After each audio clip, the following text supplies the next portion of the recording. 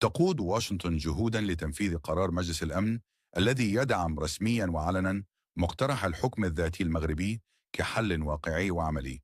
وتتردد الأنباء عن صياغة اتفاق إطار سيتم وضع لمساته الأخيرة في واشنطن، والهدف هو الانتقال من مرحلة التفاوض على المبادئ إلى مرحلة تنزيل الآليات لتطبيق الحكم الذاتي. والجانب الجديد والمهم هو مشاركة الجزائر كطرف رئيسي في هذه المشاورات، مما يعني اعترافا ضمنيا بأن الحل يمر عبر التوافق مع المغرب على صيغة الحكم الذاتي.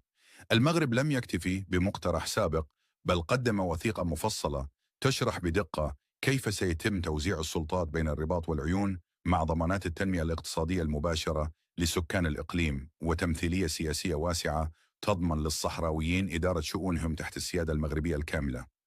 والمغرب اليوم في أقوى حالاته لعدة أسباب، منها انضمام فرنسا وإسبانيا وأمريكا لدعم السيادة المغربية، مما جعل الاستقلال خيارا خارج سياق التاريخ الدولي، كما أن العالم يرى في المغرب صمام أمان ضد الإرهاب وعدم الاستقرار.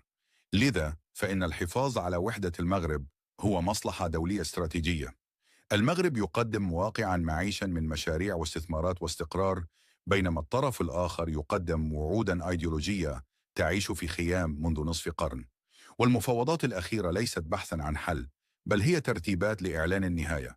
فمصلحة المغرب تكمن في فرض هذا الأمر الواقع التنموي والتعامل مع جبهة البوليساريو كطرف مطلوب منه الانخراط في الحل المغربي، أو البقاء خارج التاريخ والواقع.